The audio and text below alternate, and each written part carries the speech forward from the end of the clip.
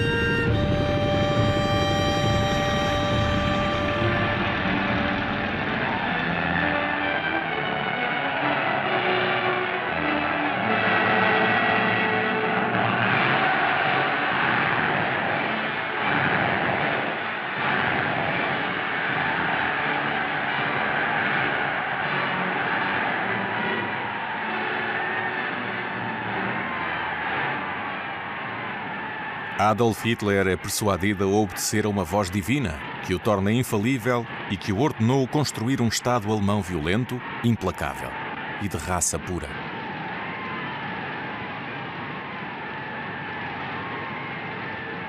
Estando ainda humilhado, ferido e desarmado após a derrota de 1918, Hitler também prometeu à Alemanha que redescobriria o antigo poder do país.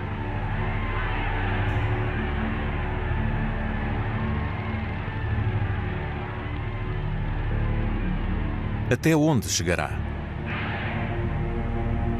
Por enquanto, nem ele sabe. Mas na sua autobiografia ficcionada, Mein Kampf, Hitler expõe a sua visão do mundo. E quando ele exige mais espaço para o povo alemão, é para leste que lança o seu olhar. Decidido a reduzir os eslavos à escravidão e a erradicar o comunismo da face da terra, Hitler incita-se a uma possível luta até à morte com a União Soviética e o seu mestre, José Stalin.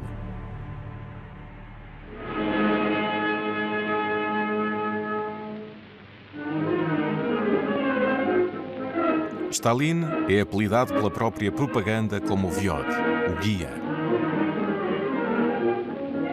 Reina sob a União Soviética a partir do final da década de 1920, que era o maior Estado do planeta e que o resto do mundo trata como uma praga devido ao medo do contágio comunista. Com uma natureza terrivelmente ansiosa e desconfiada, Stalin desconfia do mundo exterior como se fosse a peste, devido ao medo do contágio capitalista.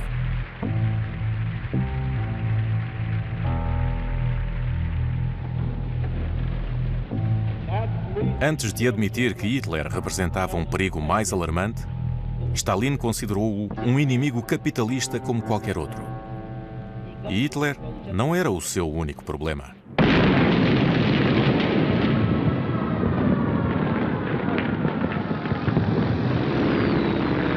No Extremo Oriente, o Japão, que persegue uma política agressiva de expansão colonial, invadiu brutalmente a Manchúria e agora ameaça as fronteiras da União Soviética. Stalin é obrigado a concentrar grandes forças, enquanto o exército japonês não esconde a sua intenção de continuar o avanço ao menor sinal de fraqueza do Exército Vermelho. Rodeado de ameaças mortais, Stalin quer quebrar o seu isolamento e tenta aproximar-se dos seus antigos inimigos, as democracias capitalistas francesa e britânica. Este é um grande desafio, considerando o clima de paranoia que reina entre o Ocidente e a União Soviética. Para conseguir esta façanha, Stalin conta com o talento do seu ministro dos Negócios Estrangeiros, Maxim Litvinov.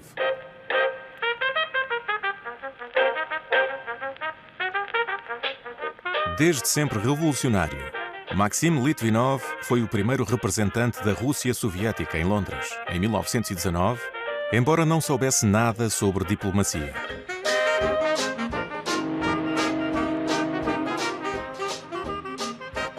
Falando fluentemente inglês e francês, Litvinov tornou-se rapidamente um diplomata de sucesso e extremamente capaz. Foi ele quem convenceu os Estados Unidos a reconhecer oficialmente a União Soviética. Sendo judeu e um aclamado antinazi, para ele, Hitler é um bandido que apenas entende a linguagem da força. Litvinov está convencido de que todos os países europeus devem formar uma aliança militar e mostrar solidariedade sem falhas. Esta política, que tem o nome evocativo de segurança coletiva, tornou-se obsessão para Litvinov. E para a implementar, conta obter o apoio de França primeiro.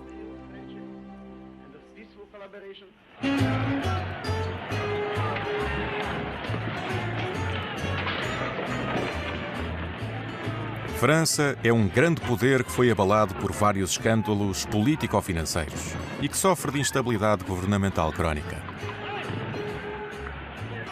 Sob ordens de Stalin, o Partido Comunista atormenta os oficiais militares, enquanto a extrema-direita causa estragos e quer impor uma ordem fascista.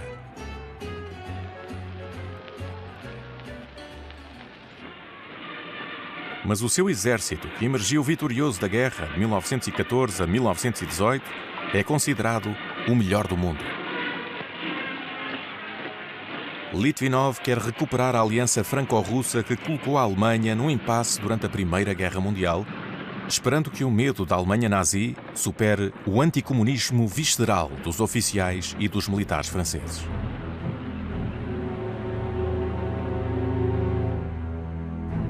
Litvinov encontra de imediato o apoio inesperado do ministro dos Negócios Estrangeiros, Louis Barthou.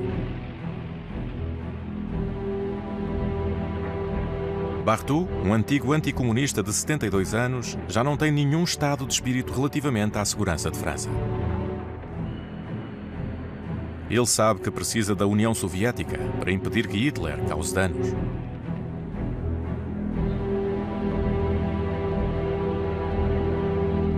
Graças ao apoio de Louis Barthou, a União Soviética é oficialmente admitida na Liga das Nações.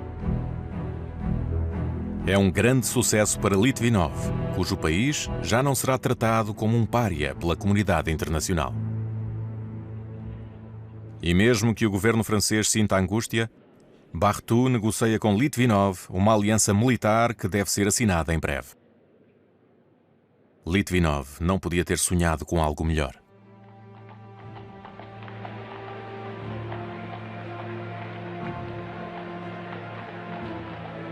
No entanto, algumas semanas depois, em Marselha,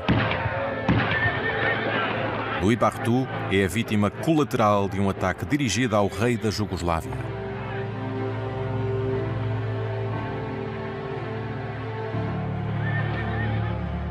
Com a agitação, Louis Barthou foi acidentalmente ferido por um polícia.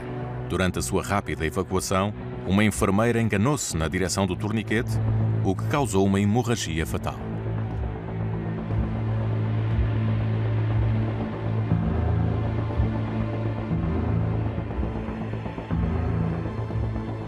E enquanto o caixão de Louis Barthou é repatriado para Paris, Maxim Litvinov pergunta-se se não é a aliança militar franco-soviética que vai ser enterrada.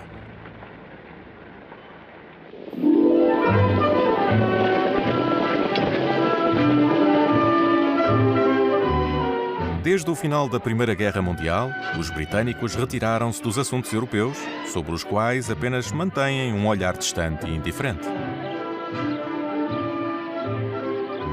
A sua diplomacia está voltada para o mar e para a preservação do seu vasto império colonial. Profundamente anticomunistas, eles veem Hitler como, no máximo, um nacionalista algo exaltado que não ameaça os seus interesses de modo algum.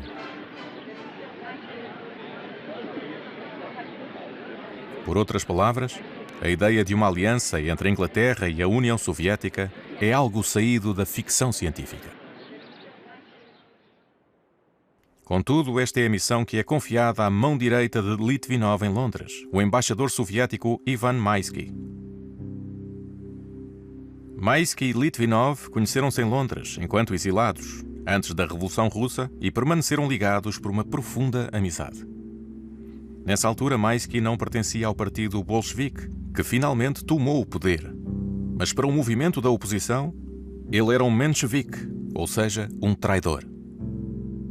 Foi um sério erro cometido na sua juventude, do qual Stalin e o seu partido nunca se esquecem.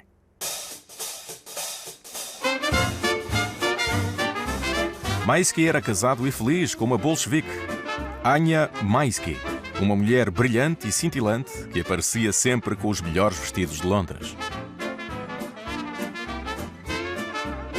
Sendo judeu e anti-nazi, Maisky tem a diplomacia no sangue. Ele sabe atrair a simpatia e as confidências dos seus contatos, uma qualidade indispensável para ter os favores de uma instituição britânica que é, por natureza, hostil perante Maisky.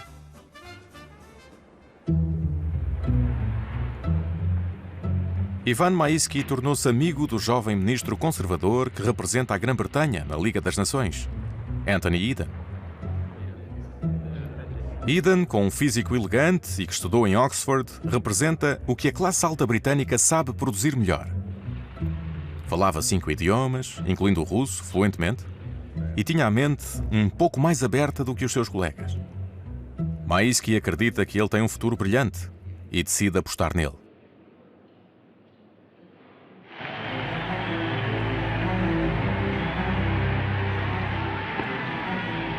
Para fazer com que acreditem na sua propaganda, Hitler apenas deseja a paz. Mas é preciso ser-se surdo e cego para acreditar nisso. Até as novas autoestradas têm um propósito militar.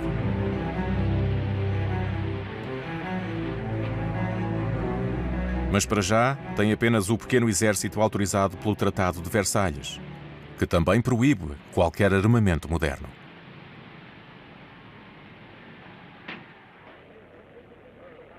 A 26 de fevereiro de 1935, Hitler ordena que o seu segundo em comando, Hermann Göring, crie uma força aérea moderna e viola as suas obrigações internacionais pela primeira vez.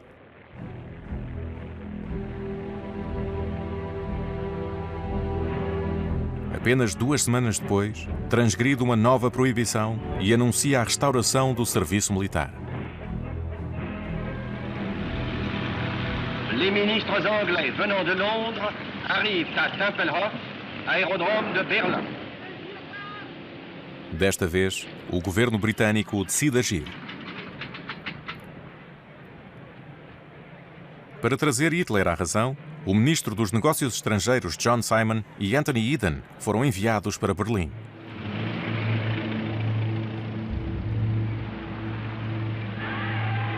Simon e Eden chegam à chancelaria do Reich, confiantes de que a sua missão iria ter sucesso. Depressa são seguidos por Hitler, que estava muito tenso.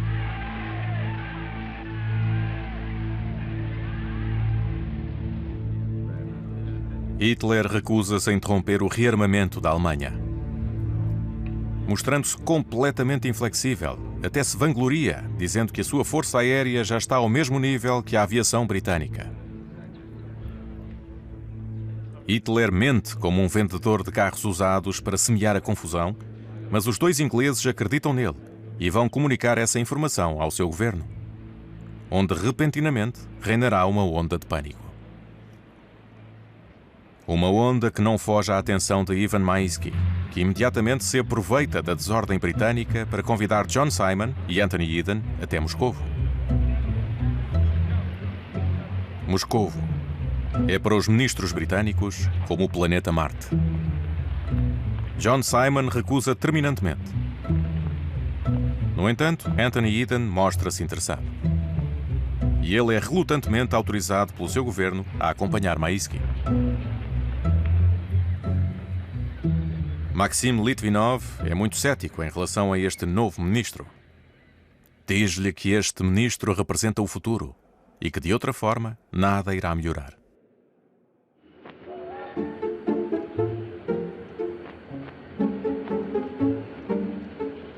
Enquanto espera pela chegada de Anthony Eden e Ivan Maïski, Litvinov encontra-se com o embaixador britânico.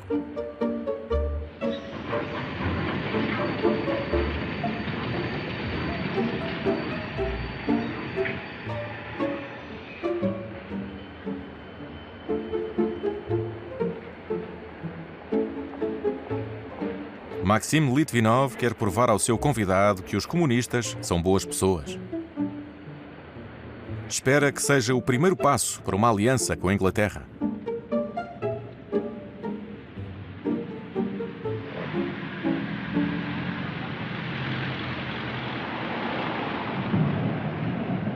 Litvinov e Maïski reúnem-se orgulhosamente com o britânico no metro de Moscovo, que tinha acabado de ser inaugurado. É uma forma de mostrar que os soviéticos estão focados no progresso.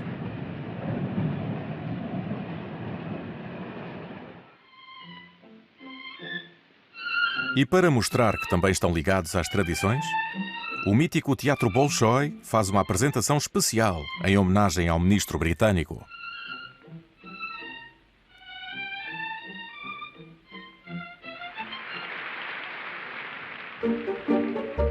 Contudo, é na manhã seguinte que o grande evento acontecerá. Até à data, nenhum oficial do Ocidente houvera conhecido o Stalin.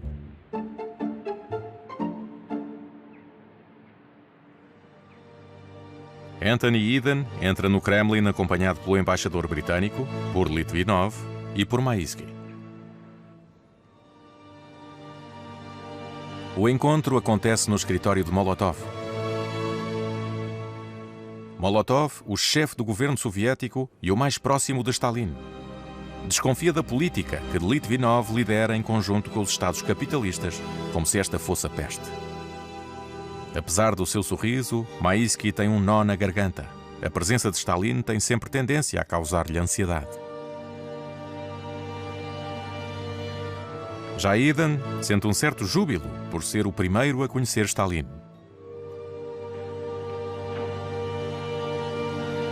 Depois das câmaras terem saído, Anthony Eden improvisa um breve discurso amigável.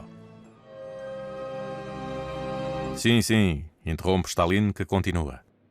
Há 6 de nós nesta sala. Vamos supor que entre nós temos um pacto de cooperação mútua. E suponhamos que o camarada Maïski deseja atacar um membro da nossa aliança. O que aconteceria? A responsabilidade tinha de ser minha, pensou Maïski, já que todos os olhos se focam nele. Stalin levanta-se. Bem, se o camarada Maïski nos ousasse atacar, ripostávamos de forma bem merecida com as nossas forças militares unidas. Isso é a segurança coletiva. Entendo, responde Anthony Eden. É por isso que o camarada Maïski se comporta sempre como um cavalheiro, brinca Molotov, para acabar com a demonstração de Stalin.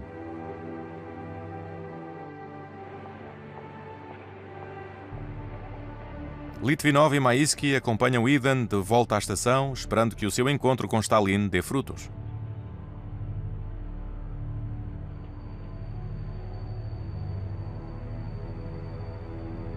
No entanto, assim que voltar a Londres, Eden relatará ao seu governo toda a sua perplexidade e qualificará Stalin como um homem asiático de caráter desligado e cruel. Para os britânicos, os soviéticos permanecem, acima de tudo, os comunistas com os quais a reaproximação é impossível. Durante esta altura, os receios de Litvinov em relação à França são confirmados. O novo governo terminou a aliança militar franco-soviética na mesma altura em que Louis Barthou morreu.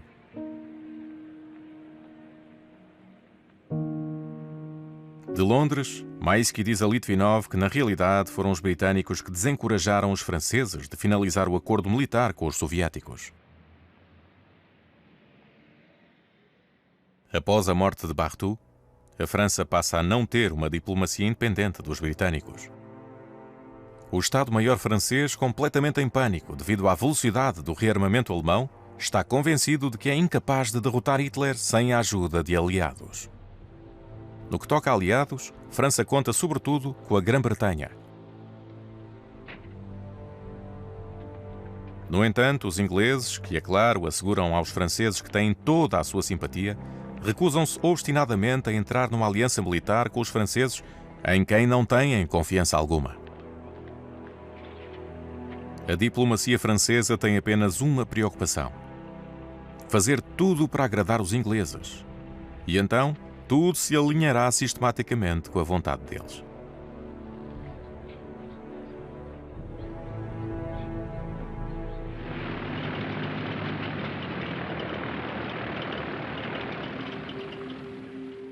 Nesta altura, Hitler confiou a este homem uma missão especial para os britânicos. O seu nome era Joachim von Ribbentrop. É um novato inescrupuloso e muito focado em si mesmo. Um antigo comerciante de vinhos e destilados que tem uma carreira tardia, mas deslumbrante, no círculo de Hitler.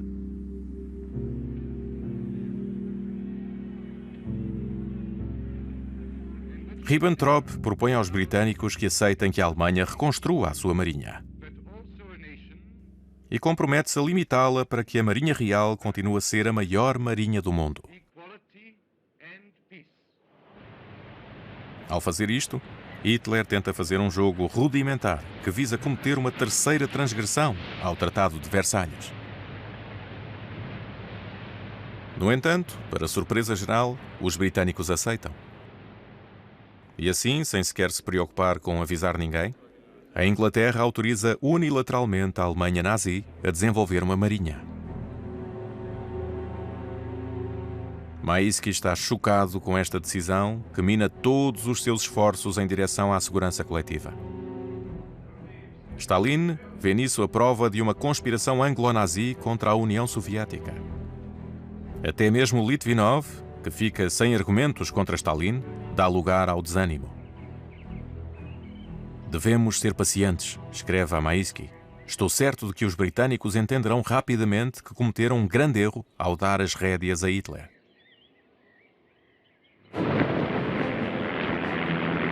A 16 de setembro de 1935, durante o Congresso Anual do Partido Nazi, o regime anuncia as leis raciais. Os judeus alemães estão agora privados da sua cidadania, o que abre as portas para todos os excessos, violências e expropriações. Presos no seu próprio país, aqueles que conseguem fugir fogem, ou enviam os filhos para um lugar seguro, em França e na Grã-Bretanha. Ninguém pode fingir ignorar a verdadeira natureza do nazismo. No entanto, da sua embaixada, Ivan Maisky observa que os conservadores britânicos se abstêm de denunciar publicamente essas leis raciais. Exceto um deles. Literalmente repugnado pelo antissemitismo, Winston Churchill continuou durante anos a advertir os seus colegas e a opinião pública. Hitler tem de ser parado a qualquer custo, antes que seja tarde demais. No entanto, os avisos de Churchill não são levados a sério. Depois de uma longa carreira ministerial, considerado dotado, mas incontrolável, ele é visto na sua área como alguém original e, para suavizar, alguém irritante.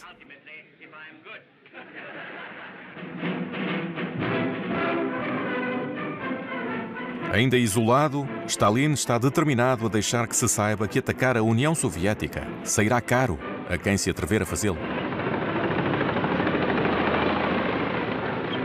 Em teoria, o Exército Vermelho representa uma força titânica. Mas os japoneses, assim como os europeus, duvidam da sua eficácia com uma certa arrogância.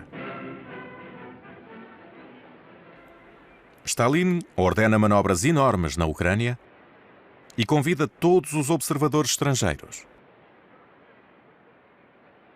E o Exército Vermelho demonstra toda a sua competência.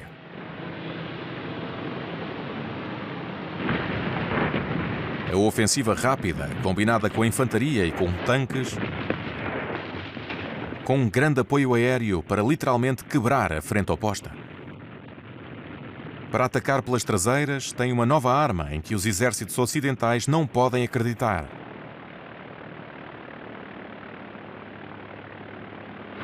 Paraquedistas.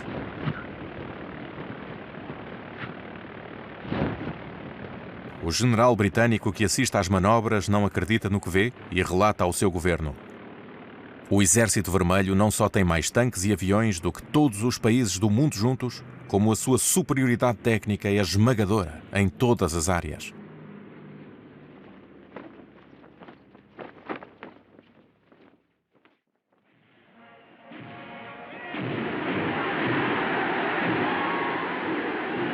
A 7 de março de 1936, Hitler ordena subitamente a militarização da Renânia, uma região alemã que faz fronteira com França, onde toda a presença militar é estritamente proibida.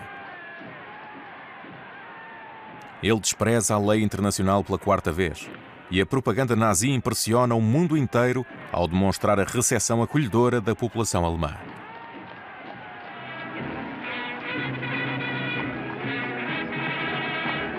Mas Hitler está nervoso. Apenas enviou 3.000 soldados, que foram ordenados a retirar-se imediatamente, em caso de eventual reação por parte de França.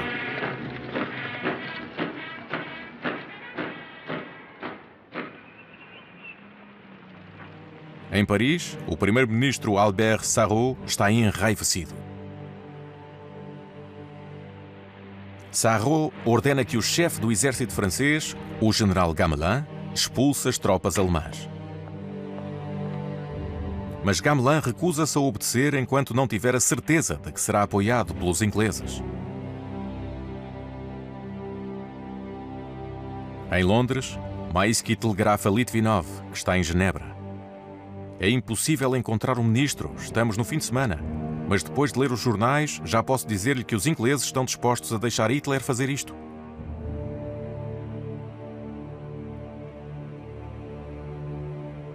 Na Liga das Nações, Litvinov adverte à Assembleia: o livro Mein Kampf ensina-nos que a Alemanha está determinada a dominar a Europa a qualquer custo. Deve haver uma reação coletiva agora, que se oponha antes que seja tarde demais.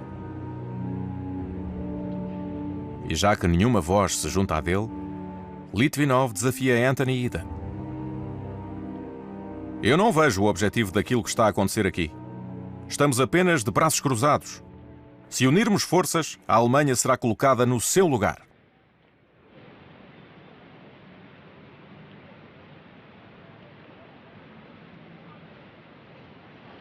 Não haverá nenhuma intervenção armada para se opor à militarização da Renânia.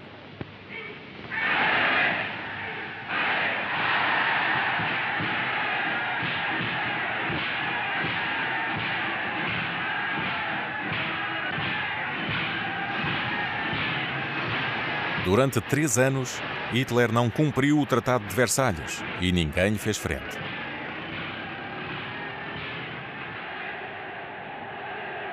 Hitler sente-se a ganhar poder.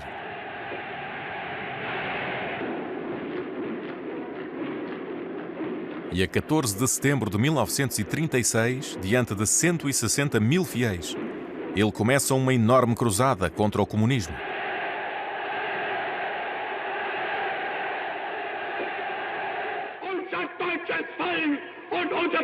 Hitler jurou destruir os judeus e a União Soviética ao mesmo tempo, numa luta até à morte, contra aquilo a que ele chama de bolchevismo judaico.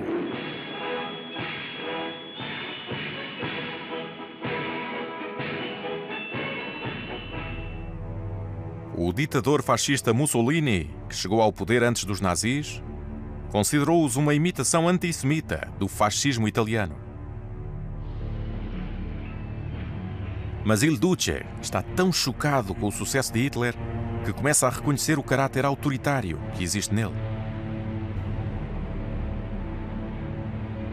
E os dois ditadores estabelecem uma aliança que, mais uma vez, reforça a posição de Hitler. Algumas semanas depois, Hitler envia Ribbentrop para assinar um pacto com o Japão abertamente dirigido à União Soviética.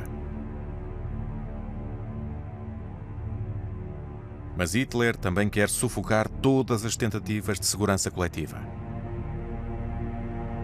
Sempre em nome do anticomunismo, Hitler tenta agora estabelecer uma aliança com a Grã-Bretanha.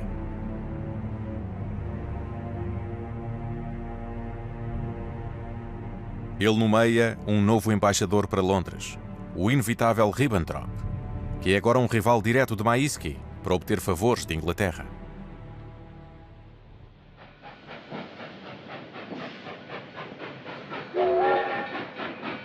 Ribbentrop está determinado a fazer esta aliança com a Inglaterra o mais depressa possível.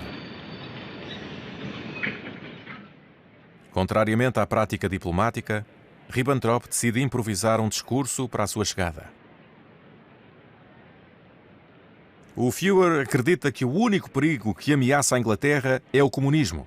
O comunismo é a mais terrível das doenças, porque as pessoas só percebem o perigo quando é tarde demais. É por isso que o Führer quer ser o amigo da Grã-Bretanha.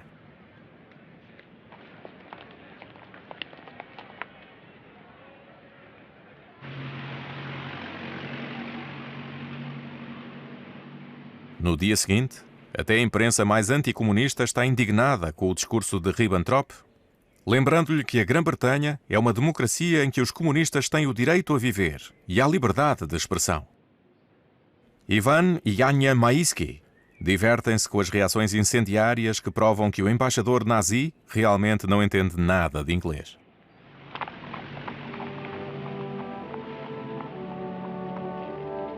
Quando chegou o dia de apresentar as suas credenciais ao rei, relata Maisky, Ribbentrop fez a saudação nazi à frente de 500 pessoas, em vez de se curvar como requer o protocolo. Será que percebeu que ofendeu toda a população britânica?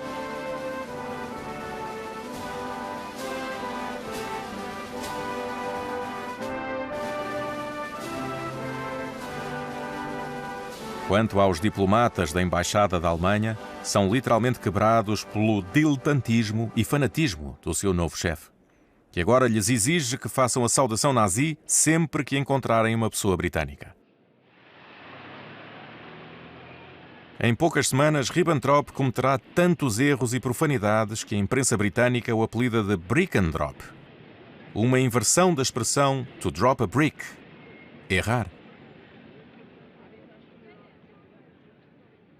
Durante este tempo, Ivan Maisky continua incansavelmente o seu tráfico de influências com o estabelecimento britânico. Enquanto ser anticomunista é um negócio popular dos jornais ingleses, Maisky consegue estabelecer relações amigáveis com os gerentes da imprensa. E, surpreendentemente, os jornais mais vendidos em Inglaterra cessam de imediato as suas campanhas antissoviéticas. Durante uma festa, Maisky finalmente encontra Churchill e reúne-se com ele. O nazismo mudou tudo, diz Maisky. A União Soviética já não é uma ameaça.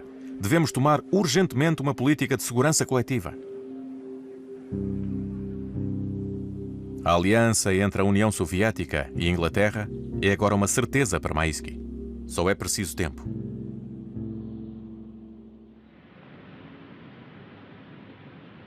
Neville Chamberlain é nomeado o primeiro-ministro.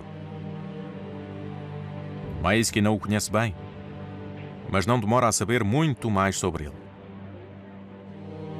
Chamberlain encontra-se na categoria de pessoas ignorantes que pensam que estão sempre certas.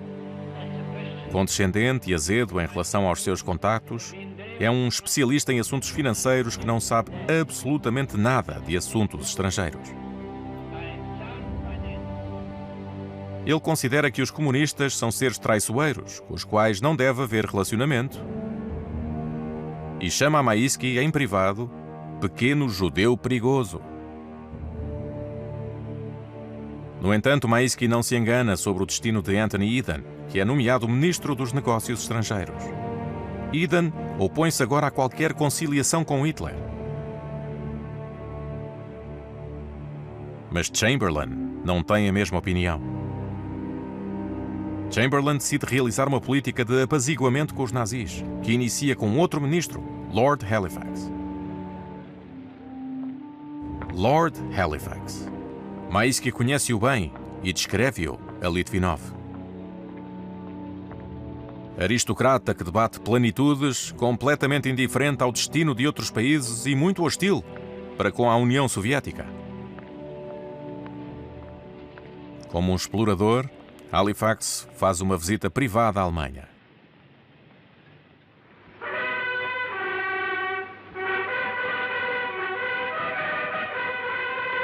Halifax deve primeiro fazer uma visita de cortesia a Hermann Göring. Dedicado a Hitler de corpo e alma, Göring é o número 2 na hierarquia nazi. É bastante inteligente, mas também tem uma mente infantil, egocêntrica e completamente desleixada.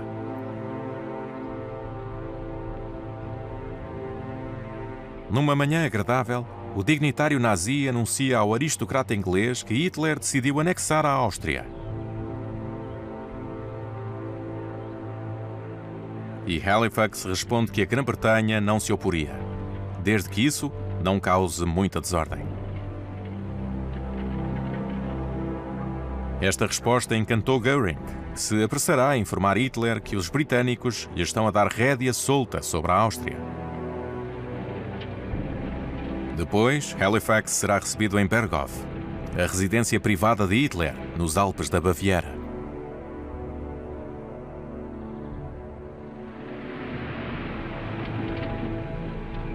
Mal sai do carro, deixa descuidadamente o chapéu com alguém que deveria ser um servo.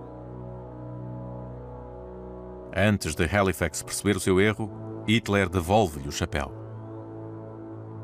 Da sua viagem, Halifax relata a seguinte impressão: os nazis são certamente nacionalistas e racistas, mas se estivéssemos no lugar deles, sentir-nos-íamos da mesma forma. Em desacordo com a política de apaziguamento, Anthony Eden renuncia ao Ministério dos Negócios Estrangeiros e vai de férias com a esposa. É um duro golpe para Maisky, que acabou de perder o seu único acesso ao governo, seguido imediatamente de outro contratempo. É que é este desleixado Halifax quem substituirá Eden. Mas este dilúvio de más notícias não é nada comparado à terrível provação que aguarda Maisky e o seu chefe Litvinov.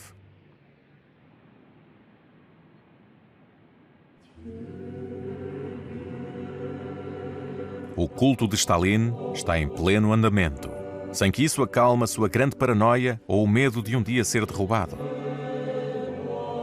Em 30 de julho de 1937, Stalin pede secretamente a eliminação de todos os elementos contra-revolucionários e estabelece cotas para prisões e mortes em cada região da URSS.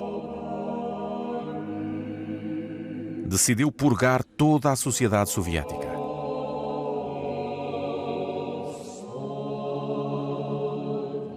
Ninguém deve ser imune, diz Nikolai Yezhov, o responsável da operação.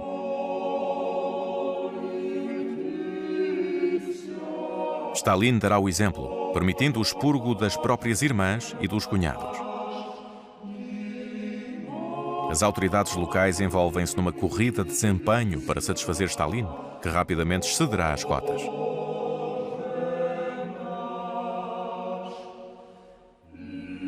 A máquina fica descontrolada, como numa linha de montagem, matando aleatoriamente 750 mil pessoas presas.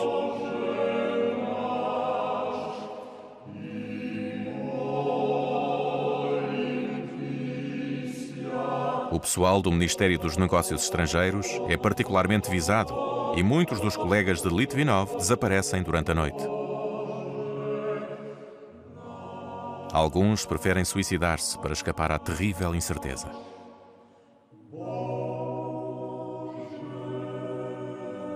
Stalin decide também atacar o único bem internacional que tem aos olhos do mundo: o pessoal experiente e altamente qualificado do Exército Vermelho. Sem exceções, todos os excelentes generais serão presos pela razão ilusória de plano militar fascista, terrivelmente torturados e executados, depois de confessarem os seus hipotéticos crimes em troca da promessa de que Stalin pouparia as suas famílias. Uma promessa que Stalin não cumpriria.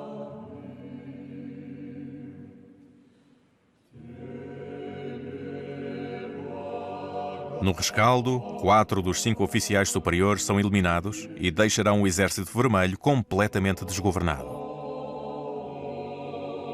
Esta é uma catástrofe para a diplomacia soviética. Porque se uniram agora os ingleses e franceses com uma máquina sem cabeça e um líder capaz de mutilar o seu próprio exército. Até Hitler está chocado. Este homem é louco, confidencia ao seu círculo. É uma opinião de um especialista. O trabalho de Litvinov e Maisky torna-se quase impossível. Aqueles que estão em contacto com o mundo exterior devem justificar, tranquilizar e mentir constantemente. Devem manter a ordem.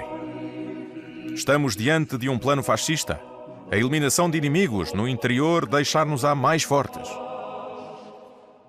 Maxim Litvinov encontra-se na lista de um plano imaginário. Mas, felizmente, a viúva de Lenin também está nessa lista, o que salva Litvinov, ainda que odeie todos os passos de Stalin.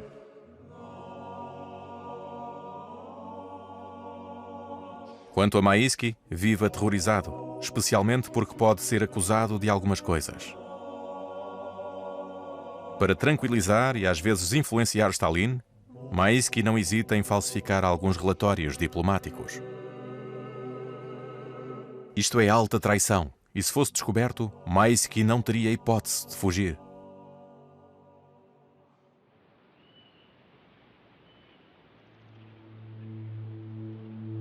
Para um dignitário nazi, ser convidado para Berghof é a maior honra.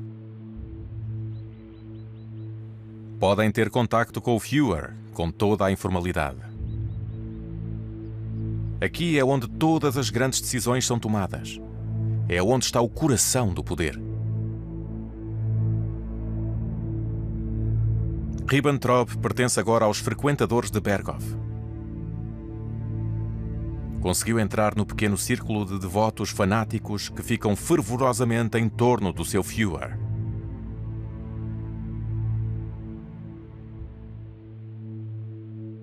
No início de 1938, Hitler nomeia Ribbentrop como ministro dos Negócios Estrangeiros do Terceiro Reich.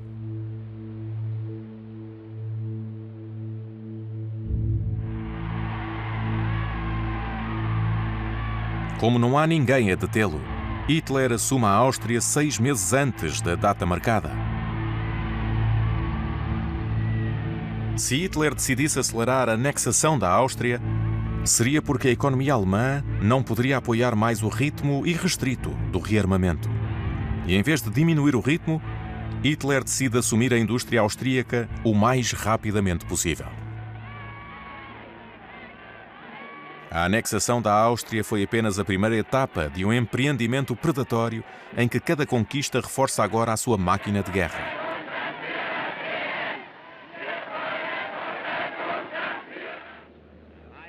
Churchill avisa incansavelmente o seu próprio governo. Em breve será tarde demais. Que faremos quando o exército alemão for mais poderoso que o exército francês? Litvinov, tenso e cansado, apela novamente para os europeus para que se unam à União Soviética, contendo Hitler antes que fosse tarde demais. Mas esta ainda não é a política britânica, seguida cegamente pelos franceses.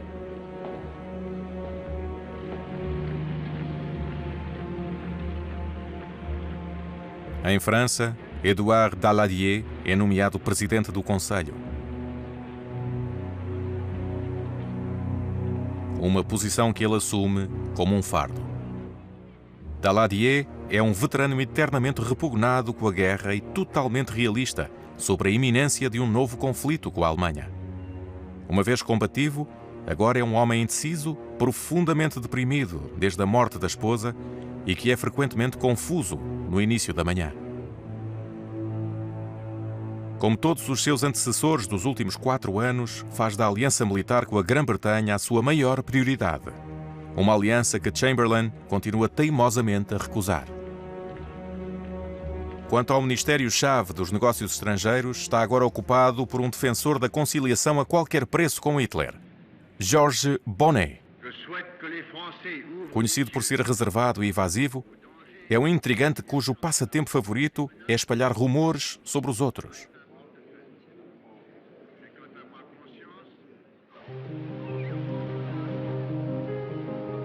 Na Europa, os mais sortudos podem, por algumas semanas, apreciar umas férias de verão bem merecidas. No entanto, as férias serão muito reguladas e trabalhosas para a maioria dos jovens alemães. Enquanto a classe média inglesa se reúne em Brighton para banhos de sol intercalados por chuvas breves.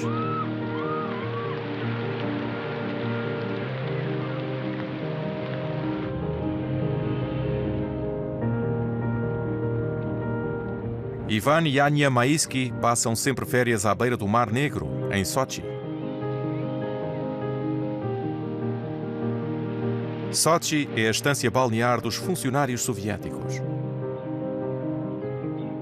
É um lugar onde é absolutamente necessário passar as férias para cultivar as relações, especialmente no contexto dos expurgos, que ainda não terminaram. Mas neste ano, não há vestígios dos Maisky em Sochi.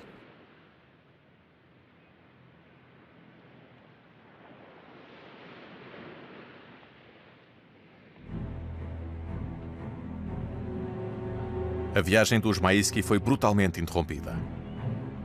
Ivan Maisky foi preso em Moscovo e confinado a um pequeno escritório no Ministério dos Negócios Estrangeiros. Foi anunciado que 2 dos seus colegas, antes de serem executados, confessaram sob tortura algo muito comprometedor sobre ele. Maisky deve agora confessar os seus crimes por escrito. Stalin julgará. Quanto a Litvinov, é colocado sob vigilância de um comitê especial composto por Stalin e pelos seus guarda-costas, incluindo o inevitável Molotov. Molotov opõe-se a qualquer ideia de segurança coletiva. Vamos deixar que os capitalistas e os fascistas se matem uns aos outros. Nada disso nos preocupa. Uma estupidez indescritível para Litvinov, que diz que pôr a cabeça na areia não vai impedir Hitler de os atacar. A segurança coletiva é a nossa única opção. Quanto a Stalin, é incapaz de decidir entre Molotov e Litvinov.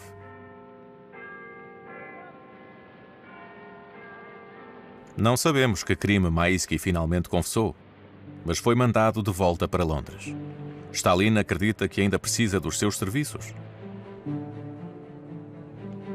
Ao mesmo tempo que Hitler fará a sua maior aposta desde que chegou ao poder.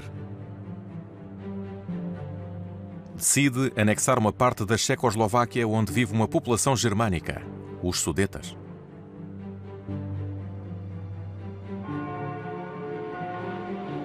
Mas a Checoslováquia não está sozinha. Está protegida por uma dupla aliança militar com a França e com a União Soviética. De Moscovo, Litvinov anuncia que a União Soviética honrará os seus compromissos, defenderá a Checoslováquia e convocará os franceses para uma reunião de alto nível. Uma chamada à qual o ministro Georges Bonnet nem sequer responde. Os franceses, como sempre, esperam por saber o que os ingleses farão. Para Maisky, a solução é óbvia. A Grã-Bretanha também se deve comprometer a defender a Checoslováquia ao lado dos franceses e soviéticos. É uma oportunidade de ouro para finalmente parar Hitler. E é isso que Maisky pretende dizer o mais breve possível a Halifax, que responde que não tem tempo para o receber. Em seguida, Ivan Maisky deixa Londres apressadamente em direção à propriedade de Chartwell, em Kent. Maisky decidiu falar com a única pessoa que o poderia ouvir e enviar o seu pedido ao governo britânico.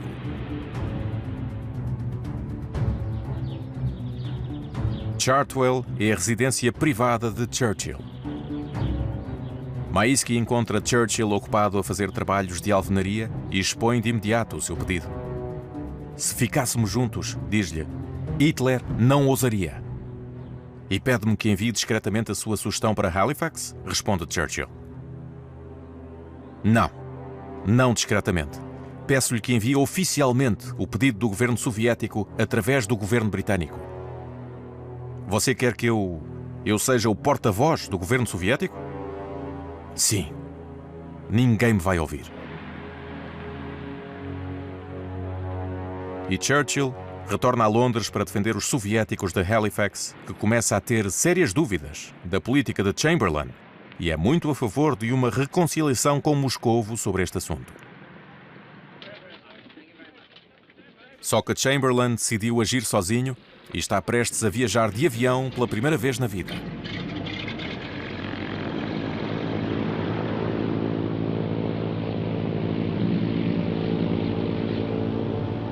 Ele está convencido de que saberá trazer Hitler à razão e salvar a paz.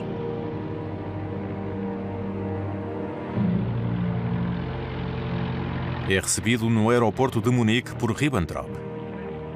O ministro de Hitler ainda não processou a humilhação da sua estada em Londres e agora alimenta o ódio real dos ingleses. Ele convence Hitler de que Chamberlain é apenas um fraco incapaz de o enfrentar.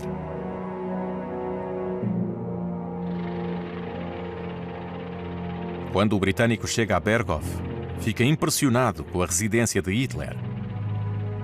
Mas fica muito menos com o próprio ditador, que julga absolutamente comum.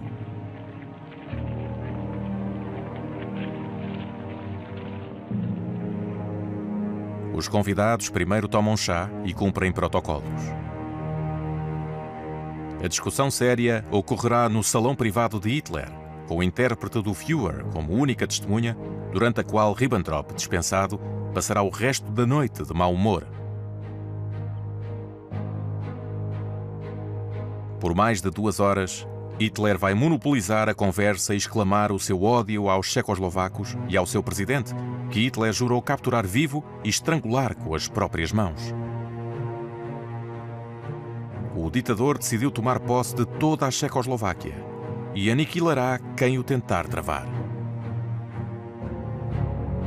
Já sem paciência, Chamberlain levanta-se. Isto não faz sentido. Sob estas condições, é melhor eu sair imediatamente. Isso enerva Hitler. Chamberlain senta-se novamente e o ditador, de repente exausto, anuncia que vai concordar em limitar as suas exigências aos Sudetas.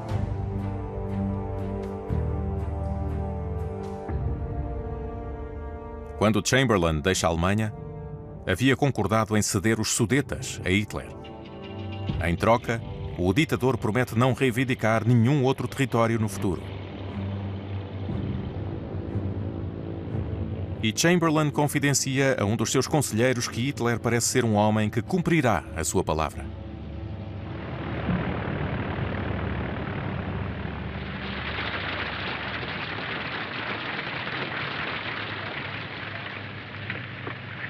I had a long talk with Herr Hitler. It was a frank talk, but it was a friendly one. And I feel satisfied now that each of us fully understands what is in the mind of the other. Tudo o que resta é resolver uma pequena dificuldade. A Checoslováquia deve aceitar ser dividida. Para o fazer, Chamberlain convoca Daladier e Bonnet à residência do primeiro-ministro.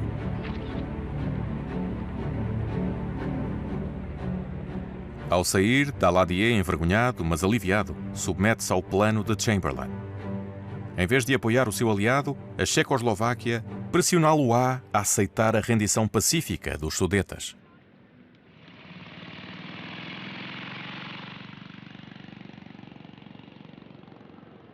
Maïski encontra na Liga das Nações um Litvinov desanimado graças à nova capitulação de Hitler.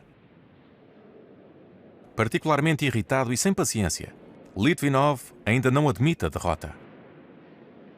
Durante anos, afirma, a União Soviética sugeriu às outras potências europeias que estabelecessem uma segurança coletiva. Se tivesse sido esse o caso, não teríamos esta crise atual. Hoje estamos prontos para defender o nosso aliado da Checoslováquia, mas França também deve honrar os seus compromissos. Em resposta, Georges Bonnet espalha o rumor insidioso de que Litvinov mente e que não tem intenção de apoiar a Checoslováquia. Bonnet até garante o que é completamente imoral, que mantém essa opinião pessoal de Litvinov. Mas o engano de Bonnet é pouco comparado à verdadeira dor de cabeça que preocupa Litvinov. O Exército Vermelho não pode ir em auxílio da Checoslováquia enquanto os soviéticos não tiverem permissão para atravessar a Polónia. E este é realmente todo o problema. Depois de tomar o poder, os líderes bolcheviques negociam com urgência a paz com a Alemanha. O jovem poder soviético foi então forçado a abandonar vastos territórios ao longo da fronteira ocidental. Alguns meses depois, após a derrota militar da Alemanha, esses territórios declararam a sua independência: o Grão-Ducado da Finlândia, os 3 países bálticos e a Polónia.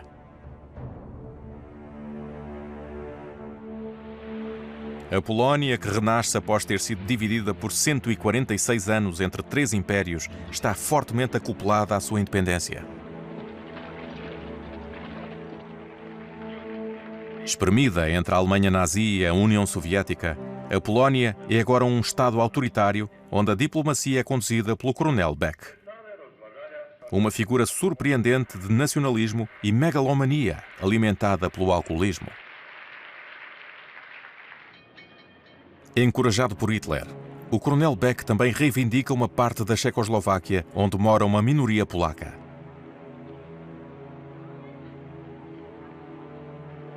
Por outras palavras, está fora de questão os polacos autorizarem o Exército Vermelho a atravessar o seu território.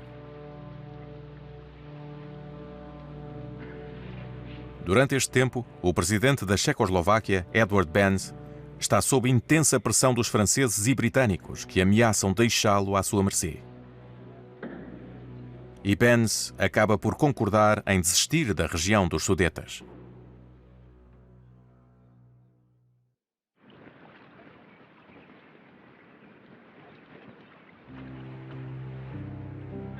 Assim, no segundo encontro com Hitler, Chamberlain pensa que será capaz de lhe oferecer o que ele exige numa bandeja e sem que se derrame sangue.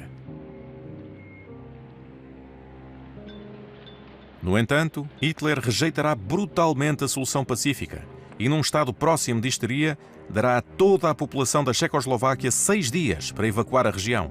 Senão, ele atacará. É a despedida. Em estado de choque perante este incompreensível ultimato, Chamberlain só precisa de fazer as malas e ir para casa.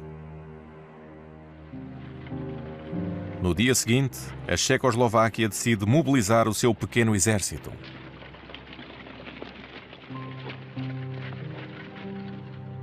Nestas condições, Daladier deve resolver apoiar o seu aliado checoslovaco e anunciar a mobilização do exército francês para um país ainda traumatizado pela carnificina de 1914 a 1918.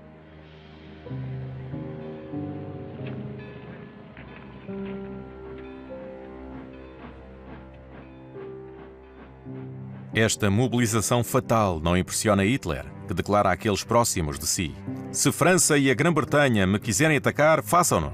Não me importo. Mas o único que continua a encorajar é Ribbentrop. Os restantes, incluindo Göring, estão absolutamente paralisados pela atitude irracional do seu líder. Durante várias semanas, Göring trabalha às escondidas de Hitler, fazendo chamadas desesperadas para a única pessoa que o poderia fazer ouvir a razão: Mussolini. Em 27 de setembro de 1938, Chamberlain dirige-se ao povo britânico e manifesta o seu desespero por ter de se preparar para a guerra, enquanto Hitler obteve pacificamente o que exigia. Maïski escreve no seu diário: aqui estamos nós. Os checoslovacos resistirão França terá de intervir e apoiá-la a ambos. Agora a guerra é inevitável.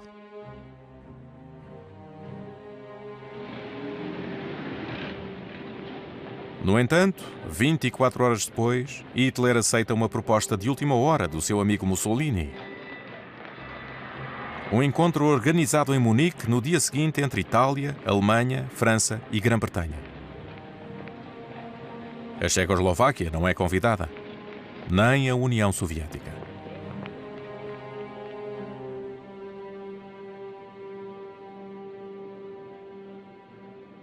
Como Hitler se deixou convencer por Mussolini, ainda está furioso, em particular com Göring, por saber que organizou tudo.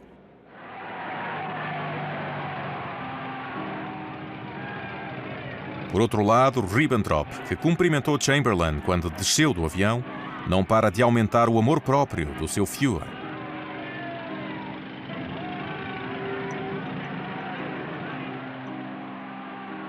Daladier chega a seu tempo convencido de que o sacrifício vergonhoso da Checoslováquia só poderá oferecer uma pausa muito curta antes de uma guerra inevitável.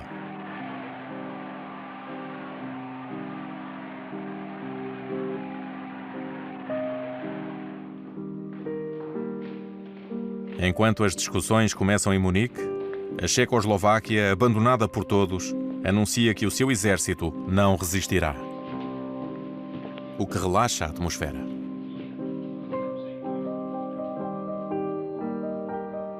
Em Londres, o embaixador da Checoslováquia, Jan Masaryk, faz uma visita a Maïski. Quando ele chegou, diz Maïski, procurei palavras para o consolar.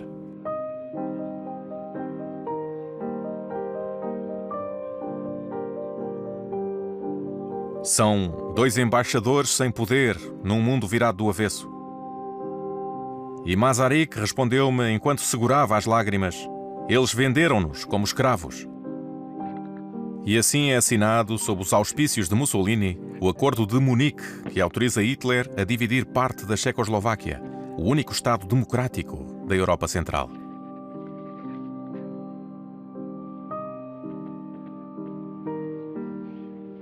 A população que não fala alemão tem 10 dias para fugir dos Sudetas.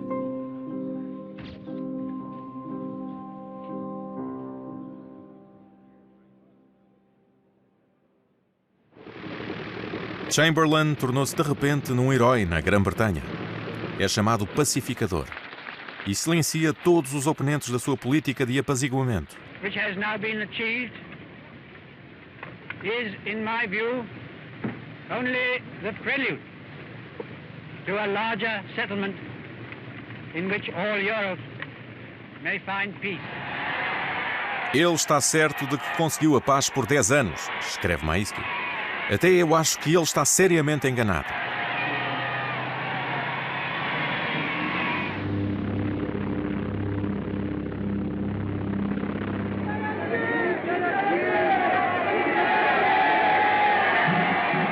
Vendo a multidão à sua espera, Daladier é o primeiro a convencer-se de que o vão linchar por ter traído a Checoslováquia. Quando vê que as pessoas o cumprimentam como um salvador da paz, resmunga: que idiotas.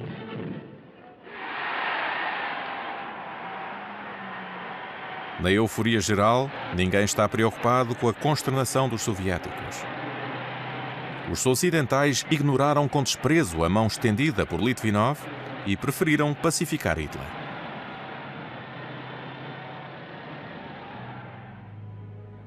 Moralmente desmoronado, Maxim Litvinov perdeu todas as ilusões.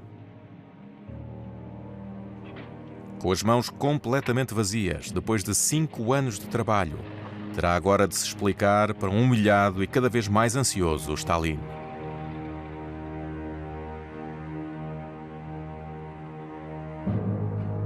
Eu avisei, diz-lhe Molotov.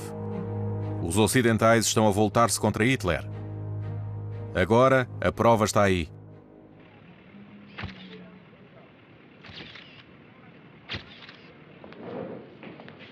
Georges Bonnet encontra uma maneira de melhorar tudo convidando Ribbentrop a Paris. O último, que o embaixador alemão acha completamente louco, exigiu ser mais bem recebido que o rei de Inglaterra.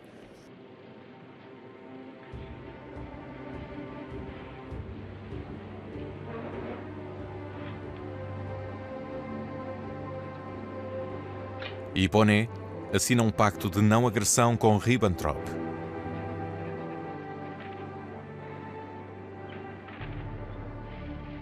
Ribbentrop é então convidado a colocar uma cruz suástica no túmulo do soldado desconhecido. E para bajular a vaidade do nazi, Bonnet organizará um grande banquete oficial para o qual os 3 ministros judeus do governo francês não serão convidados.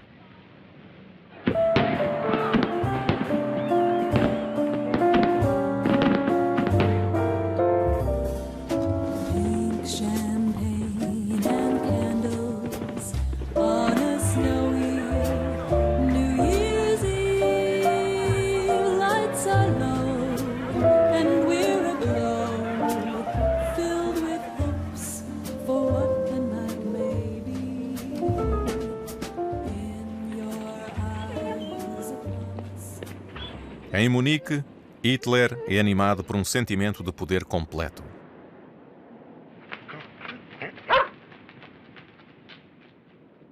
E para começar bem o ano, convidou um polaco. Quando o coronel Beck chega a Berghof, ainda se vangloria de ter roubado uma extremidade da Checoslováquia. O coronel será rapidamente desiludido. Hitler exigirá a anexação do corredor de Danzig, a faixa de terra polaca que separa a Prússia Oriental do resto do Reich. Em troca, promete Hitler, para o atrair, oferecerei à Polónia toda a Ucrânia quando aniquilar a URSS. O coronel Beck recusa categoricamente. E Hitler decide que aniquilará a Polónia.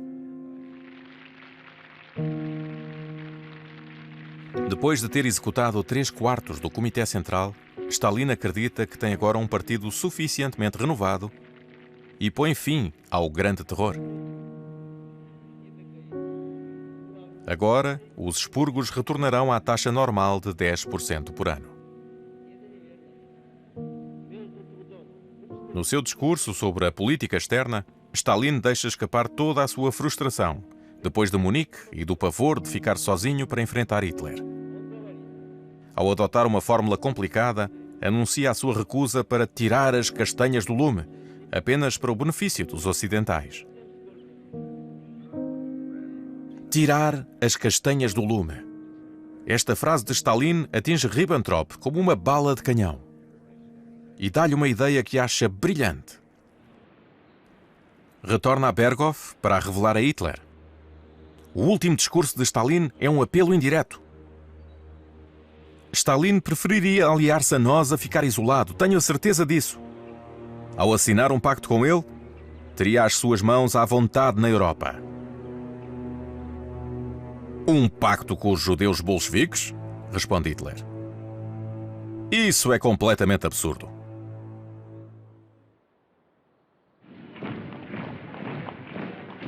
Hitler não resistiu. Em 15 de março de 1939, invadiu o resto da Checoslováquia e tomou posse de toda a sua indústria de armamentos. Apenas 6 meses após o ter assinado, Hitler quebrou o Acordo de Munique.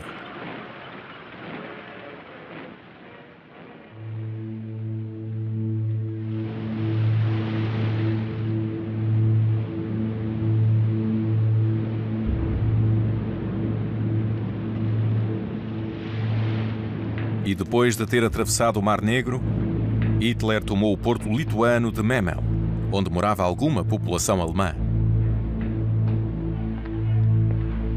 Ao cometer esse novo ato de pirataria internacional, Hitler envia uma mensagem à Polónia.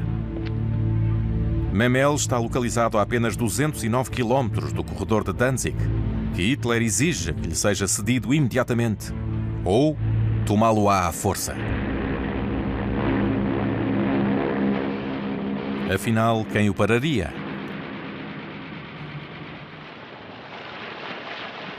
Em Londres, Maisky diz a Litvinov que os britânicos não estão apenas boquiabertos. Estão furiosos porque Hitler os enganou em Munique. Mas desta vez, bastava. A reação francesa é idêntica. E levou-se outro sentimento, a vergonha. A vergonha de ter abandonado a Checoslováquia por nada. Uma vez que será necessário parar Hitler, a guerra com a Alemanha é aceite como uma fatalidade óbvia de ambos os lados do canal.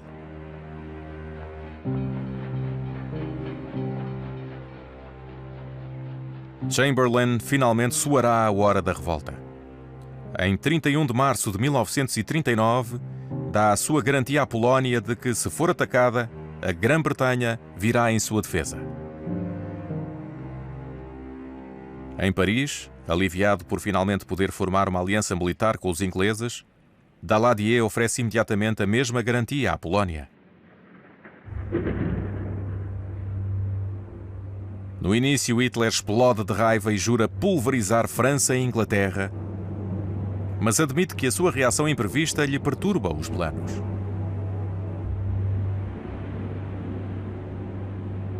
A lógica militar dita que os franceses e ingleses agora procuram enfraquecê-lo e unir forças o mais rápido possível com a União Soviética. De repente, a ideia de fazer um pacto com Stalin para puxar o tapete debaixo deles não parece tão absurda quanto antes. Mas não é concretizável. Há muito ódio e suspeita enraizados em ambos os lados. Maisky relata a Litvinov que a aliança militar entre a Grã-Bretanha e a União Soviética é exigida por 9 em cada 10 ingleses. De acordo com a imprensa, cada vez mais ansiosa, Chamberlain deveria mesmo apoiar Stalin e aliar-se imediatamente a ele. Como nada está próximo, Stalin ordena que Maxim Litvinov dê o primeiro passo. Litvinov propõe à França e à Grã-Bretanha uma aliança militar imediata. Além da Polónia, essa aliança também deve comprometer-se a defender a Finlândia, os países bálticos e a Roménia. Toda a fronteira soviética do Báltico ao Mar Negro. E Hitler não seria capaz de se mover um centímetro. Quando Maisky é chamado por Halifax, está convencido de que a Grande Aliança apenas demorará dias. No entanto, Halifax diz: "Isso quer dizer que tudo está a ir longe demais. Originalmente queríamos apenas proteger a Polónia." Maisky fica surpreso. "Mas todos nós sabemos que Hitler não vai parar na Polónia, não é verdade?" E Halifax pede tempo para estudar tudo isto. Tempo. Como se tivéssemos tempo. Maisky queria gritar com ele. Especialmente porque há sempre um problema para resolver. A geografia é complicada, mas a União Soviética não pode enfrentar a Alemanha sem que o Exército Vermelho passe pela Polónia. Recebido na Grã-Bretanha, o Coronel Beck está absolutamente satisfeito pelo facto de os ingleses e franceses aceitarem protegê-lo de Hitler. No entanto, quando Halifax pergunta se a Polónia concordaria, pelo bem de todos, em permitir o Exército Vermelho no seu território, Beck recusa. O mundo entrará em colapso e a Polónia também, mas os russos não são permitidos em terras polacas. E, no entanto, ninguém pensa por um momento em insistir com Beck que deixará a Grã-Bretanha sem que o problema da passagem do Exército Vermelho seja resolvido.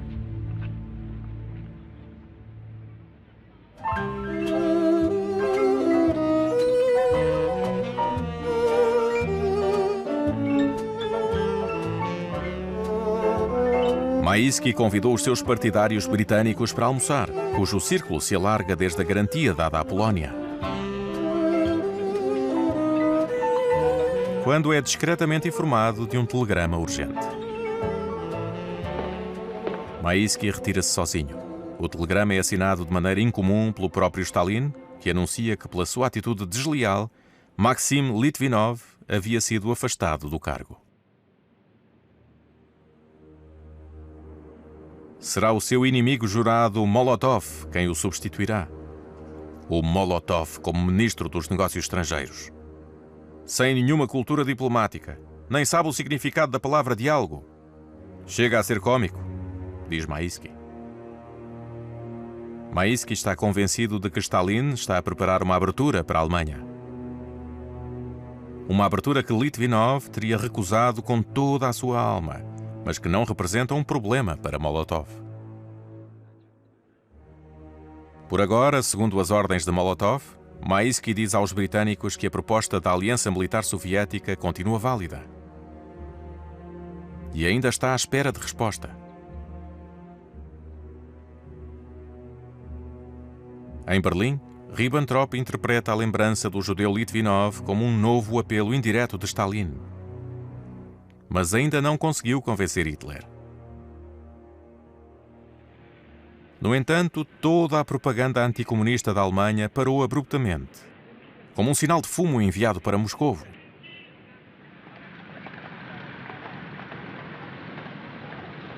Durante este tempo, Hitler usa os ativistas nazis para pressionar Danzig. Mas Danzig é apenas um pretexto. Hitler já estabeleceu secretamente a data de invasão de toda a Polónia para 1 de setembro de 1939.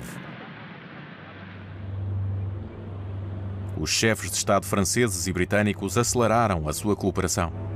Para estes generais, a garantia dada à Polónia significa que será necessário vencer uma guerra. A aliança com a União Soviética é, como diz um general britânico, a única coisa a fazer. Desde que os políticos não se mexam.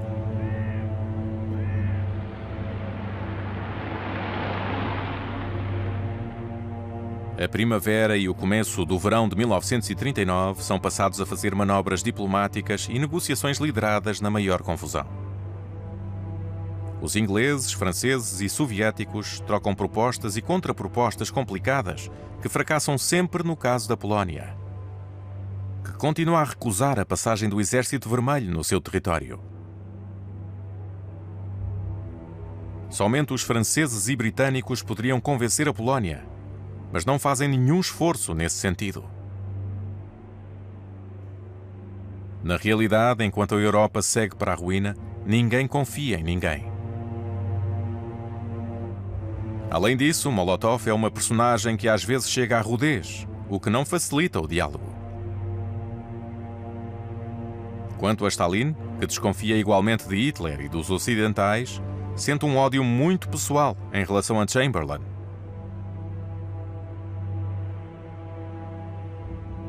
Em meados de julho, ainda não há aliança militar entre a França, a Grã-Bretanha e a União Soviética para terminar com a Alemanha nazi.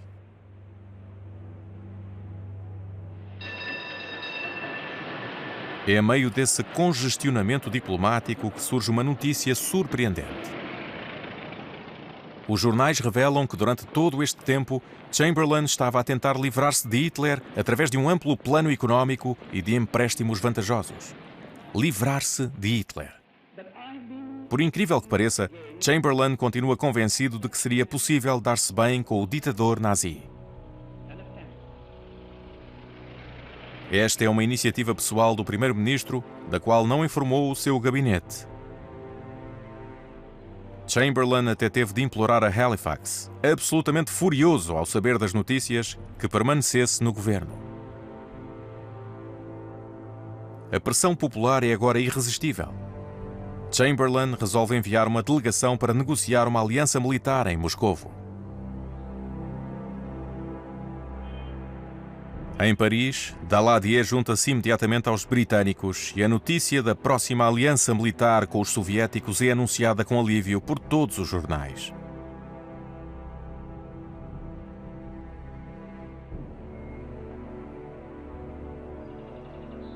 Desta vez, Hitler autoriza finalmente Ribbentrop a tentar uma reconciliação com os soviéticos, em absoluto sigilo.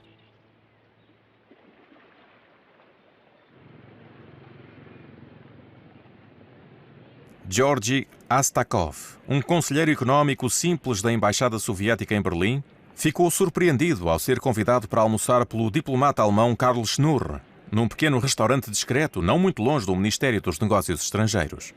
Astakov é, na realidade, um agente da NKVD, que os alemães conhecem perfeitamente bem. Já Schnurr está a agir sob ordens de Ribbentrop, que lhe elaborou um texto que o diplomata deve memorizar até à última vírgula. Terminada a refeição, Karl Schnurr anuncia que, no passado, a Alemanha teve excelentes relações com a União Soviética. Isso foi antes dos nazis, responde Astakov.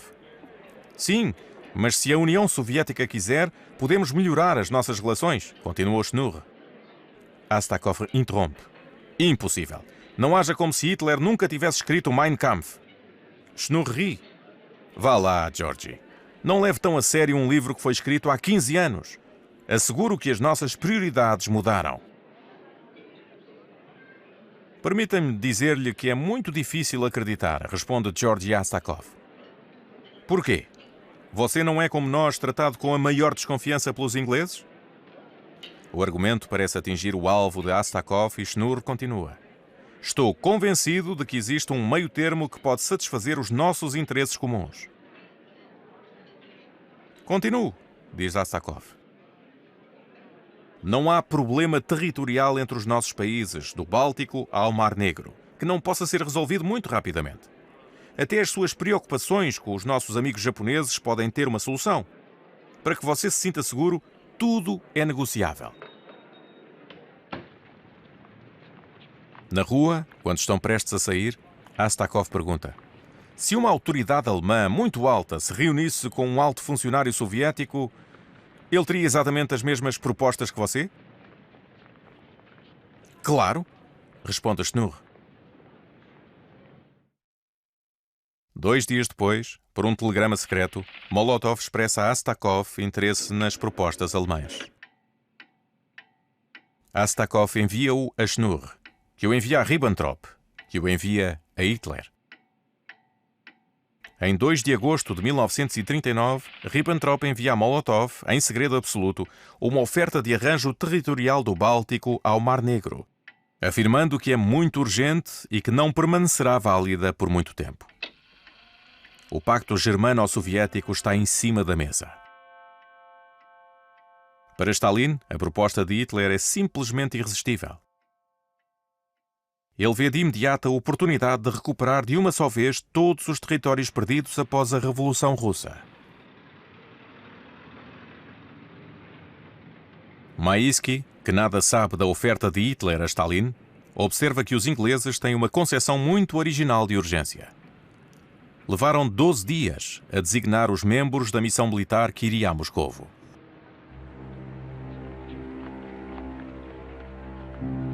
Mas o que realmente preocupa é que esta missão é liderada pelo almirante Drax, do lado inglês, e pelo general Dumenque, do lado francês. 2 bravos oficiais que Stalin já apelidou como Almirante Ninguém e General Não Sei Quê.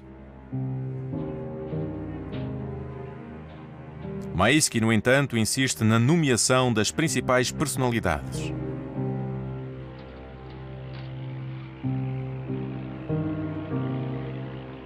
Também sugere veementemente que a delegação vá a Moscovo de avião. Mas a missão militar parte do City of Exeter, o navio mais lento da frota britânica.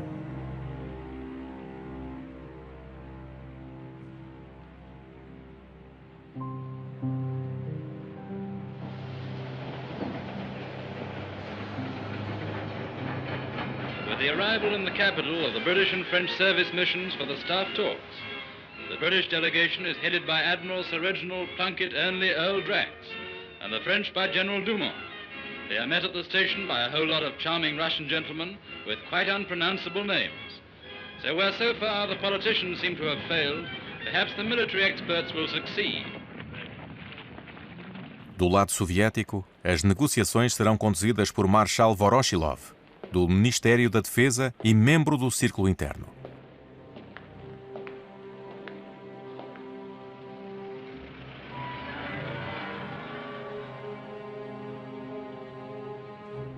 Durante o primeiro encontro, Voroshilov põe na mesa documentos que atestam os seus plenos poderes diplomáticos e pede para ver os de Drax e os de Dumenque. Dumenque apresenta uma carta de nomeação de Daladier.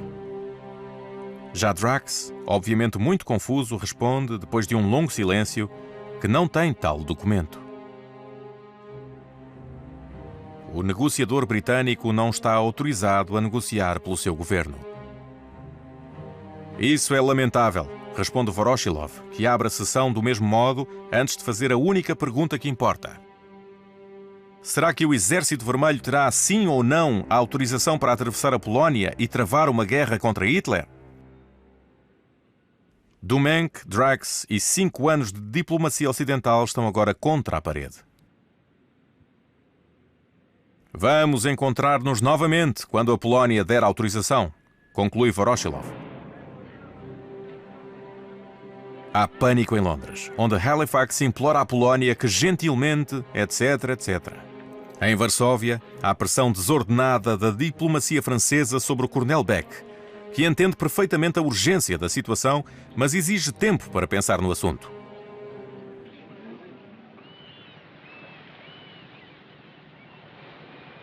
Restam apenas 2 semanas antes da invasão da Polónia, secretamente marcada para 1 de setembro. O embaixador alemão Friedrich Werner von der Schulenburg vai com urgência à casa de Molotov para lhe pedir que receba gentilmente Ribbentrop, em Moscovo. A sua proposta territorial é interessante, responde Molotov. Mas não é o suficiente. Queremos ter a certeza de que você nunca nos atacará. Estará a Alemanha pronta para assinar um pacto de não agressão com a União Soviética?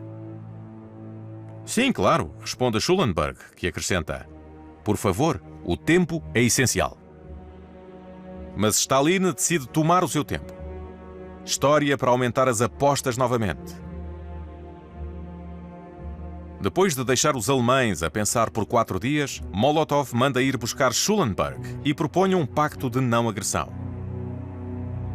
O Sr. Ribbentrop pode vir a Moscovo, digamos que depois de 27 de agosto.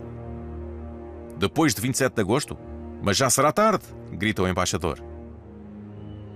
Com paciência, Hitler decide escrever pessoalmente a Stalin. Numa carta direta e amigável, Hitler pede a Stalin que aceite a chegada de Ribbentrop a Moscovo, o mais tardar em 23 de agosto. No dia seguinte, Schulenburg entrega a carta de Hitler a Molotov, que está impressionado. A carta de Hitler também impressiona Stalin. É a primeira vez que um chefe de Estado estrangeiro lhe escreve pessoalmente. Numa carta curta mas amigável, Stalin responde a Hitler que aceitará Ribbentrop em 23 de agosto. Como resultado, a agência de imprensa do Kremlin revela ao mundo que um pacto de não agressão será assinado entre a Alemanha e a União Soviética.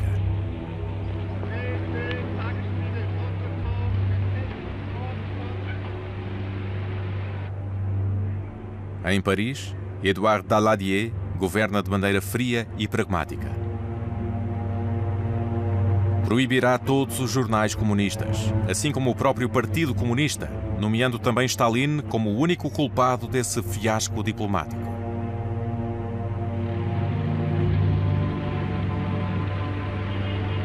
Em Londres, o tapete é literalmente puxado debaixo dos pés de Chamberlain, que denuncia a traição de Stalin, enquanto, na realidade, pretendia arrastar negociações com os soviéticos o maior tempo possível, sempre na esperança de encontrar um acordo de última hora com Hitler. Já Maïski soube das notícias pelos jornais como os outros. O embaixador está completamente arrasado, mas não surpreendido. Durante 5 anos, nem mesmo a ameaça nazi conseguiu superar a desconfiança mútua entre o Ocidente e a União Soviética.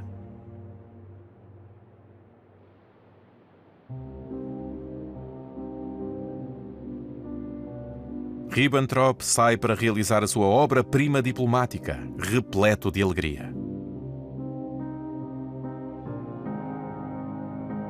Hitler empresta-lhe o seu avião pessoal para retornar a Moscovo.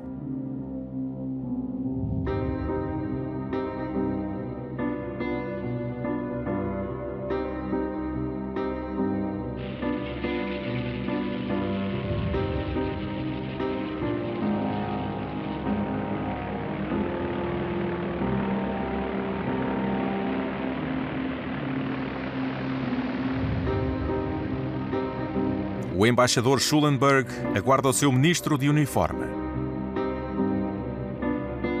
Ribbentrop exigiu ser filmado sozinho no desembarque. os 30 membros da delegação alemã vão esperar no avião.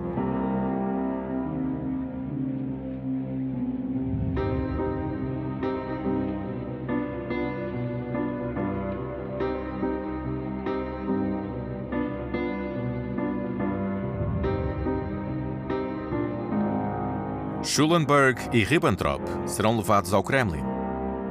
Esperam conversar com Molotov.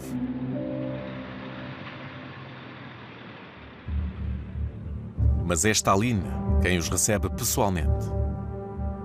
As últimas discussões do Pacto de Não Agressão não levantam grandes dificuldades. Stalin acabara de remover o preâmbulo bombástico escrito por Ribbentrop.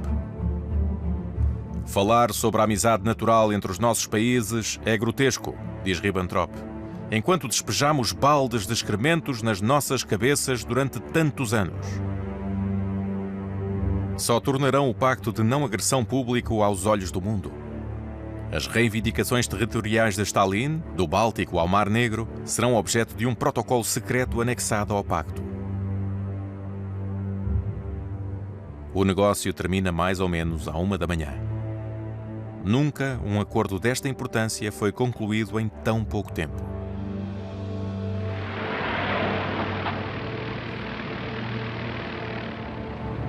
Hitler, louco de alegria, deixa Berghof ao encontro de Ribbentrop, que deveria aterrar em Berlim ao início da noite.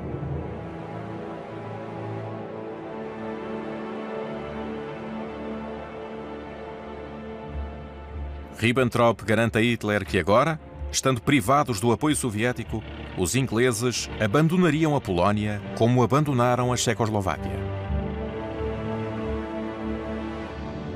Hitler cumprimenta o seu ministro como um herói. Não poderia ter pedido mais.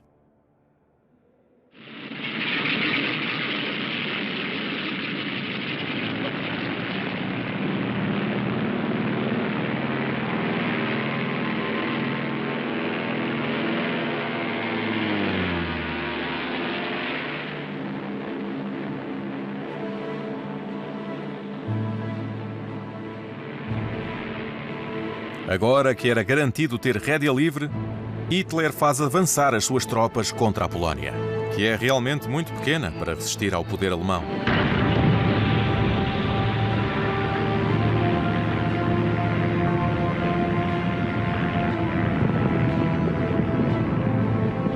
O ditador está convencido de que os britânicos não reagirão. Contudo, 3 dias depois, Chamberlain e Daladier declaram guerra a Hitler. Hitler volta-se para Ribbentrop, que passa de herói a um verdadeiro idiota, e pergunta: "E agora?"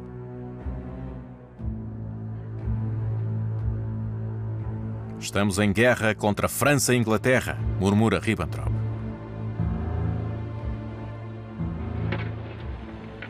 Para a sorte de Hitler, os franceses e britânicos cometem o grande erro de não tomar a ofensiva, já que a maior parte das tropas alemãs está ocupada na Polónia. A Polónia é conquistada rapidamente. Mas em 17 de setembro, para espanto dos seus generais, Hitler ordena a evacuação da metade leste, invadida pelo Exército Vermelho, para proteger as minorias ucranianas. Na realidade, Hitler e Stalin colocam os seus protocolos secretos em ação. Encontram-se soldados alemães e soviéticos ao longo da nova fronteira, que agora divide a Polónia em 2. Os oficiais alemães descobrem nesta ocasião que os seus colegas soviéticos são frequentemente muito jovens, inexperientes e sem iniciativa. Um resultado óbvio dos expurgos. Stalin deporta secretamente 400 mil polacos considerados não sovietáveis, e 25 mil deles, principalmente os oficiais, são executados pelo NKVD e enterrados em Katyn, na Bielorrússia. Stalin conquista a Estónia, a Letónia e a Lituânia e deporta 60 mil pessoas. Em novembro de 1939, ataca a Finlândia. e é forçado a ceder uma faixa de território para garantir a cidade de Leningrado. Em junho de 1940, sob pressão conjunta de Ribbentrop e Molotov, a Roménia cede a Bessarábia à União Soviética. Stalin deporta mais 15.000 pessoas. Este foi o último ato dos protocolos secretos e a União Soviética recuperou as fronteiras russas antes da Revolução. Ao mesmo tempo, o exército alemão faz com que a Europa e o Ocidente se rendam em poucas semanas, e a Grã-Bretanha encontra-se sozinha contra Hitler.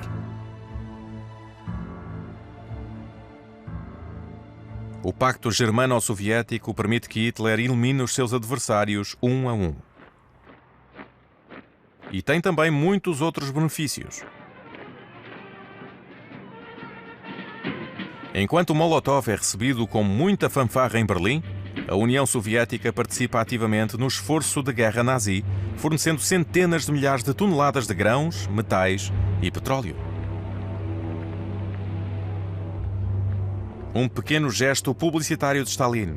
Os refugiados comunistas alemães na União Soviética foram entregues a Hitler. Alguns anos depois, Molotov alega que o pacto de não agressão foi um estratagema de Stalin para ganhar tempo e para se preparar melhor para uma guerra que sabia ser inevitável. Nada podia ser mais errado. Stalin e Molotov eram apenas peões no jogo de Hitler. Eles estão convencidos de que o ditador nazi honrará a sua palavra e deixará a União Soviética em paz.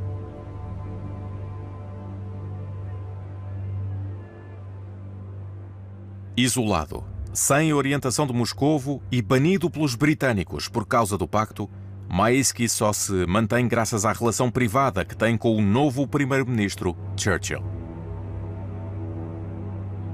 E Churchill avisa-o, com provas convincentes da invasão iminente da União Soviética. Informação que Maisky envia de imediato para Moscovo. Pelo menos 50 fontes confiáveis e corroborativas alertam Stalin de que Hitler está pronto para acabar com o pacto de não agressão.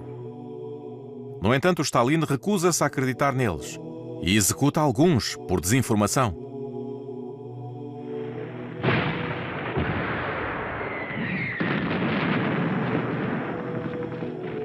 Mesmo quando as primeiras linhas soviéticas se desintegram, Stalin ainda se mantém convencido por várias horas de que Hitler foi vítima de um golpe e que o ataque é liderado por generais rebeldes.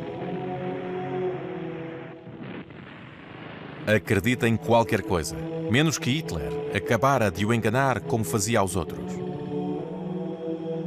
E a União Soviética encontra-se finalmente, pela força dos acontecimentos, na mesma situação que a Grã-Bretanha.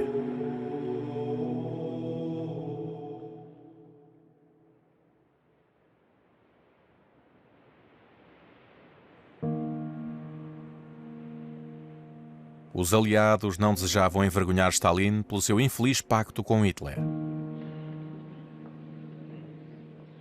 A prioridade era primeiro vencer a guerra e depois dividir o mundo em esferas de influência. A União Soviética é agora um poder inevitável e o prestígio internacional de Stalin continua a crescer.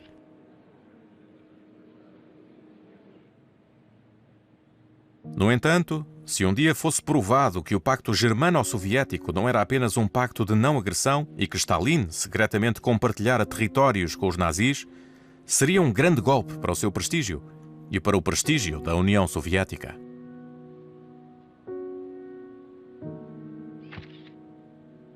Por sorte, a única prova existente é a cópia alemã de protocolos secretos que foi recuperada pelo Exército Vermelho nas ruínas de Berlim. Os protocolos secretos foram armazenados entre os principais segredos de Estado em Moscovo.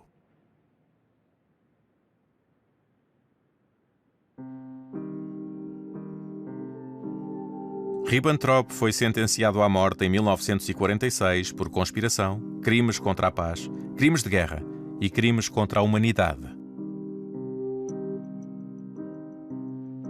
Maxim Litvinov faleceu pacificamente em 1951. Se não foi definitivamente purgado, foi por puro acaso, diria Molotov. Molotov falece em 1986, depois de ter negado até ao último suspiro a existência de protocolos secretos que serão oficialmente reconhecidos pela União Soviética em 1989. Em fevereiro de 1953, Stalin ordena o expurgo definitivo de Ivan Maïsky. No entanto, Maïsky salva-se mais uma vez. Stalin morre alguns dias depois.